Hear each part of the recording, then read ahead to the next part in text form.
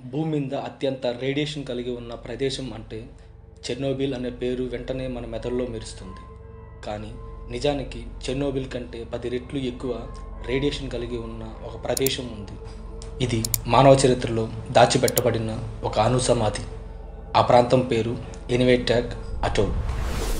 ఎనివేటాక్ atoll అనేది Pacific మహాసముద్రంలో ఉన్న మార్షల్ ఐలాండ్స్లోని ఒక చిన్న ద్వీప సముదాయం. 1946 నుండి 1958 వరకు అమెరికా ఇక్కడ అణుబాంబుల పరీక్షలు నిర్వహించింది. 1 కాదు 2 కాదు, మొత్తం 43 అణుబాంబులు ఇక్కడ పేల్చారు. అందులోని మొదటి హైడ్రోజన్ బాంబు అయిన ఐవి మైక్ కూడా ఉంది. ఈ బాంబుల శక్తి హిరోషిమా, నాగసాకి మీద పడిన బాంబులతో పోలిస్తే 1000 రెట్లు ఎక్కువ. భూమి కంపించింది, ఆకాశం తెల్లని మంటలతో నిండిపోయింది.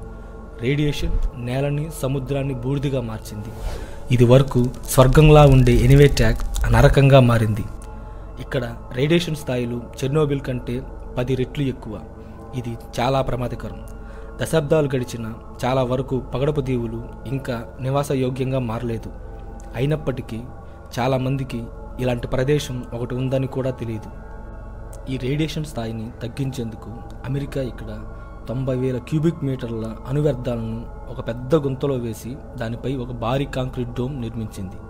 దీనిని రునిట్ డోమ్ అంటారు. కానీ సమస్య ఏమిటంటే సముద్ర మట్టం పెరగడం వల్ల ఈ డోమ్లో పగుళ్ళు వచ్చి అణువ్యర్థాలు సముద్రంలోకి లీక్ అవుతున్నాయి. నిపుణుల మాటలలో ఇది ఎప్పటికైనా ఒకరోజు ఈ సమస్య అణువిపత్తిగా మారనుంది. ఒక కనిపించని ప్రమాదం మౌనంగా సముద్రంలోంచి వస్తుంది, ప్రపంచం దాన్ని గమనించకుండానే. చెర్నోబిల్ గురించి ప్రపంచం మాట్లాడుతుంది, కానీ ఎనివేటాక్ గురించి పూర్తిగా మర్చిపోయారు. కానీ దాని కథ ఇంకా ముగియలేదు. ఎందుకంటే ఆ శిథిలమైన గోపురం కింద అణుయుగం యొక్క అత్యంత ఘోరమైన వారసత్వం ఇప్పటికీ ఊపిరి పీల్చుకుంటూ ఉంది.